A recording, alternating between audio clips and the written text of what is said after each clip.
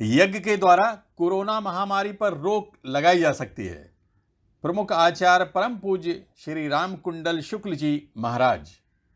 प्रमुख आचार्य परम पूज्य श्री राम कुंडल शुक्ल जी महाराज का कहना है कि संसार में जो भी प्राकृतिक आपदाएं आ रही हैं, उसका सबसे बड़ा कारण हमारे समाज में यज्ञ का न होना है। पहले हमारे घर घर में यज्ञ होता था, लेकिन आज ये बंद होता जा रहा है। प्रमुख आचार्य ने कहा कि हमारा पर्यावरण दूषित होता जा रहा है। कोरोना की महामारी का कारण भी यही है।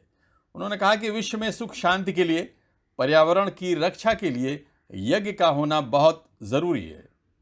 महारुद्र का आयोजन चल रहा है, ये कोविड के विनाश के लिए और हमारी जो मानवता की रक्षा करने के लिए यज्ञ का आयोजन किया गया है भक्तों के द्वारा। और इनका अनवरत यही प्रयास है कि जिस त्रस्ती से विश्व परेशान है, उस त्रासदी को समूल नष्ट करने का उपाय ऋषि मुनियों ने कहा है कि यदि रुद्रचंडी महायज्ञ का आयोजन महामृत्युंजय का किया जाए तो उससे ये महामारी शांत हो जाएगी और कोविड-19 जो है बिल्कुल तरह से शांत होगा। परंतु इसमें सावधानी बरतना, 2 गज की दूरी और मास्क लगाना ये बहुत ज़रूरी है। जनता को संदेश जाना चाहिए, जैसे जैसे इस महामारी से छुटकारा मिल जाएगा उसी तरह जो है अपना आदमी व्यापार नित्य कर्म में अनवरत चलता रहे। ये यज्ञ की परंपरा ऋषि मुनियों की देन है। यज्ञ में 11 अक्षर होते हैं, या वा राला शाखा साहा छत्रज्ञा। यज्ञ ही रुद्र है, 11 रुद्र होते हैं। रुद्र माने शिव होता है, कल्याण की भावना। यज्ञ से जो भी मनोकामना, जो इच्छा करी हो मन माही, प्रभु प्रसाद कछु दुर्लभ नाही। जो इच्छा करोगे वो मिलेगा। इसमें सबसे बड़ी विशेषता है पर्यावरण की शुद्धिकरण। यज्ञ में गीता में भी लिखा है, भगवान श्री कृष्ण कहते हैं यज्ञात भवति पर्जन्यः। यज्ञ से बादल बनते हैं, बादल से बरसात होती है, बरसात होती है तो जल ही जीवन है। अन्न होता है, अन्न जैसा होता है वैसा मन होता है। और पर्यावरण की शुद्धि का सबसे बड़ा तरीका, ओज परत की रक्षा करने के लिए यज्ञ सबसे बड़ा सुंदर तरीका है। ये ऋषि मुनियों की खोज है। यज्ञ ये जो हो रहा है रुद्रचंडी, इसमें 11 कुंड बने हैं, 11 रुद्र होते हैं। माँ भगवती जगदम्बिका की आराधना हो रही, शक्ति की आराधना हो रही है। भक्तों के द्वारा 108 परिक्रमा होता है। 108 परिक्रमा का बड़ा भारी महत्व है। जब भगवान गणेश अपने माता पिता का 108 परिक्रमा लगाए, 3 परिक्रमा लगाए तो उन्होंने आदि पूजनीय हो गए। ये भक्त जनता जनार्दन जो 108 परिक्रमा लगा रही है, जरूर वो पूजनीय होगी, मनोकामना प्राप्ति होगी, श्रेष्ठता मिलेगी। इस यज्ञ की परंपरा से सबसे बड़ी विशेषता है परिक्रमा करना। परिताक्रमा यशसा परिक्रमा। जो व्यक्ति परिक्रमा करता है उसकी मनोकामना जरूर पूर्ति होती है। हमारे हाथ की हथेलियों में, पैर के तलवे में ग्रंथियाँ होती हैं। जब आप चलते हैं तो आप भाव से चलते हैं तो आपकी ग्रंथियाँ खुल जाती हैं, आपकी कामना पूरी हो जाती है। गीता में लिखा ऊर्ध मूल मदा शाखा सस्तम प्राहुरभ्यम छंदांस यस पर्णानि यस्तम वेद सवेदवित। यस्य आप ऊर्ध मूल, हमारा सारा जो मूल है ऊपर है, ब्रह्मांड है। हमारे शरीर की रचना में भी मस्तिष्क जो है हमारा मूल है। हम उसी से चिंतन करते हैं, मनन करते हैं, वैसा कार्य करते हैं। तो आपका मूल ऊपर है और ऊपर जब परिक्रमा लगाते हैं तो आपका पसीना के द्वारा जो आपका शरीर में रस बनता है, वाइब्रेशन ऊपर जाता है और वो ग्रहों के और या कह दिया जाए जो चंद्र हैं, ग्रह हैं, उनमें जा कर के वो सम्मिलित होता है, आपकी मनोकामना पूरी होती है। जैसे चंद्रमा के नज़दीक आने पर ज्वार भाटा होती है, उसी तरह हमारे शरीर में भी ग्रहों का असर है, प्रभाव है, प्रकोप है। उससे बचने के लिए यज्ञ से परिक्रमा करना सबसे श्रेष्ठ कार्य है। हवन से तो बहुत बड़ी बात है। हम माने ब्रह्म होता है, वन माने जंगल होता है। जंगल को मंगल के करने का तरीका हमारे ऋषि मुनियों ने खोजा है। स्वाहा माने स्व माने अपना, हा माने ब्रह्म, ब्रह्मविद ब्रह्म भवति। यदि आप ब्रह्म के समान हो जाएंगे तो जरा मरण से मोक्ष मिल जाएगा, छुटकारा मिल जाएगा। तो यज्ञ में सबसे बड़ी बात यह है कि जब स्वाहा बोलते हैं तो आप ब्रह्मविद ब्रह्मयु माने भगवती के स्वरूप में हो जाते हैं, भगवान शिव के स्वरूप में हो जाते हैं। सबका कल्याण सोचते हैं, सबका अच्छा सोचते हैं। सर्वे भवन्तु सुखिनः, ये सूत्र आपके मन में गूंजने लगता है। और ये मंगल हम लोग सबसे पहले सबकी मंगल कामना जो करते हैं तो यज्ञ से ही। यज्ञ भेद है। ये धुआं नहीं पूछेगा आप आए हैं, आपने दिया है, कुछ दान किया तो आपके घर जाएंगे। जहाँ भी जाएगा ये पर्यावरण की शुद्धि करेगा, आरोग्यता प्रदान करेगा, मन की कामना पूरी करेगा। शास्त्रों में तो यहाँ तक उल्लेख आया है कि भगवान राम का जन्म भी तो यज्ञ से हुआ है, यज्ञ के प्रसाद से हुआ है। यज्ञ की रक्षा करने गए तो उनकी विवाह हुआ। तो ये हमारे शास्त्रों का मूल धन जो है यज्ञ है। यज्ञ जो है कोई यहाँ भेद नहीं है, अभेद है। और भगवान का जो स्वरूप है अभेद है। यहाँ देखिए परिक्रमा छोटे छोटे बच्चे लगाते हैं, छोटे छोटे गरीब से गरीब लोग प्रसाद लेते हैं। ये यज्ञ किससे मतलब ही है, हमारे सभी प्राणियों की मोक्ष और सद्गति का सबसे बड़ा साधन है। यज्ञ में जो हवन होता है उसमें एक विशेषता होती है। यज्ञ से सबसे बड़ी बात है, हमारे यहाँ गाय का शुद्ध गाय का घी और तिल, काला तिल, चावल, जौ, शक्कर, तिलार्धम तांड्रम प्रोक्ता लिखा है। तिल का आधा चावल, चावल का आधा जौ, जौ का आधा शक्कर, उसमें गुड़ और औषधियाँ मिलाते हैं। इसका मतलब है घी मिलाते हैं तो घी का मतलब शक्ति, तिल का मतलब सात्विकता हमारे जीवन में हो, राजसीपन भी हो, परंतु हम लोग सात्विकपन रहें। सात्विकता ही आपके जीवन में दया दान सिखाता है। यदि दया दान करेंगे तभी आपके जीवन में आपका प्रारब्ध मजबूत होगा, आपके मन में शांति होगी, सुख ही प्राप्ति होगी। यदि आपके जीवन में शांति नहीं तो सुख नहीं मिल सकता है। जिसके जीवन में श्रद्धा नहीं होती उसको शांति नहीं होती, और जिसको शांति नहीं होती उसको सुख नहीं मिलता है, और जो सुख नहीं मिलता उसका जीवन अनर्थकारी होता है, बेकार होता है। इसलिए यज्ञ बहुत बड़ा सुख का साधन है, सुख शांति का साधन है। और मेरे ख्याल से अभी तो पहले तो ऋषि मुनियों की खोज घर घर में हवन करते थे, जगह जगह यज्ञों का आयोजन होता था। यज्ञ बंद होते जा रहे हैं, इसीलिए पर्यावरण का प्रकोप हमारे ऊपर हो रहा है। कहीं सुनामी आ रही है, कहीं भूचाल आ रहा है, कहीं से कोरोना आ रहा है। एक केवल पर्यावरण की अशुद्धि है। यदि पर्यावरण शुद्ध हो तो ये सारी बीमारियों को रोकथाम केवल करने का उपाय यज्ञ है। आज जल दूषित हो चुका है, आप कुओं का पानी, नदियों का पानी नहीं पी सकते हैं, फिल्टर पानी पीते हैं। धीरे धीरे ये जलवायु जो हमारी ऑक्सीजन है, वायु है, ये भी दूषित हो जाएगी। हम लोग सिलेंडर लेके चलने लगेंगे। तो इसलिए इसकी शुद्धिकरण का सबसे बड़ा उपाय यज्ञ है। ऋषि मुनियों का सबसे बड़ी धरोहर है प्रवचन, सत्संग तो होना ही चाहिए।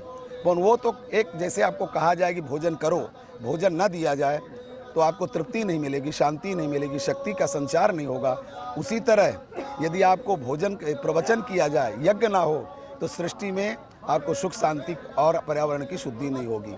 सबसे बड़ी बात इस यज्ञ की और एक है कि यज्ञ ऐसी एक विधा है कि हमारे मनुष्य शरीर नहीं, स्थावर जंगम में जितने प्राणी हैं, सभी के सुख शांति का एक उपाय है। जिस तरह समस्त आत्माएं यहाँ वहाँ भटक रही हैं, यदि इसका स्पर्श होता है उसको मोक्ष प्राप्त होता है, ऐसा अध्यात्म में उल्लेखित है। तो यज्ञ करना चाहिए, यज्ञ में विधा में जुड़ना चाहिए, और सभी की कामना से सुख की शांति समृद्धि करने के लिए यज्ञ करना चाहिए। यहाँ तक मेरा विचार है। और महाशिवरात्रि के पावन पर्व पर सार्वजनिक हवनात्मक रुद्र चंडी शिव शक्ति का महामृत्युंजय यज्ञ का विशाल आयोजन नाला सुपारा ईस्ट में किया गया था, जिसमें बड़ी संख्या में श्रद्धालु जन शामिल हुए। इस अवसर पर सभी राजनीतिक दलों से जुड़े नेता भी अपनी अपनी मनोकामना लेकर भगवान अर्धनारीश्वर के दरबार में आए। इस मौके पर वसई विरार की पूर्व महापौर प्रमीला ठाकुर भी भगवान अर्धनारीश्वर से आशीर्वाद लेने के लिए आईं। उन्होंने इस मौके पर भगवान की भक्ति में श्लोक और भजन भी प्रस्तुत किए। तव कथामृतं तप्त जीवनं कविभिरीडितं कल्मषापहं श्रवणमङ्गलं श्रीमदाततं भुवि गृह्णन्ति ते भूरिदा जनः। तव कथामृतं तप्त जीवनं कविभिरीडितं कल्मषापहं श्रवणमङ्गलं श्रीमदाततं भुवि गृह्णन्ति ते भूरिदा जनः। भुवि गृह्णन्ति ते भूरिदा जनः। भुवि गृह्णन्ति ते भूरिदा जनः।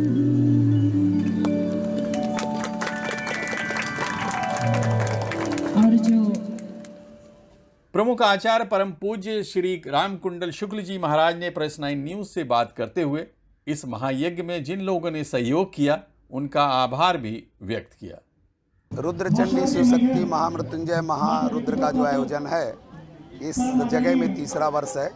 सबसे पहले हमारे संजय सिंह, भूपेंद्र शुक्ला जी और एक सभी मिलकर के यज्ञ को प्रारंभ की थी इस जगह में।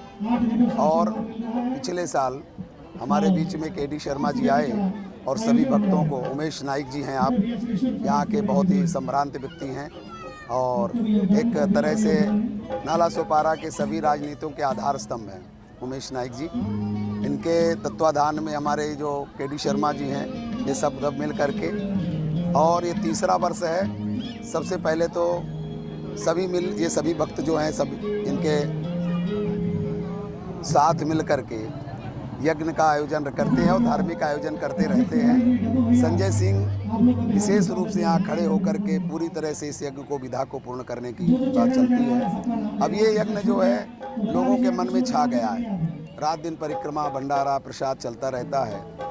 तो मुझे ऐसा लगता है कि अब जो है अभी सभी भक्तजन, विशेष जो लोग हैं जो आपको टीवी में दिख रहे हैं, ये सब मिल करके यज्ञ का अच्छा आयोजन करेंगे और एक पर्यावरण की शुद्धि होगी और हमारी हिंदू संस्कृति के द्वारा सारे विश्व की रक्षा होगी। जो विश्व गुरु भारत बनेगा तो यज्ञ के द्वारा ही विश्व गुरु बनेगा, क्योंकि पर्यावरण की शुद्धि यही तरीका है। तो जो लोगों ने अनुमान कह रहे हैं कि देश हमारा भारत ही जो है जननायक होगा, विश्व गुरु बनेगा, तो यज्ञ के द्वारा ही बनेगा, ऐसा में पूरा आशा है। बोलो जय माता दी। इस अवसर पर प्रमुख आचार्य ने यज्ञ, हवन, परिक्रमा, स्वाहा आदि का आसान शब्दों में अर्थ भी बताया। रविवार के दिन हुए इस यज्ञ में महाराज से आशीर्वाद लेने वालों का एक तांता सा लगा हुआ था। Abid Naqvi, press 9 news, Mumbai.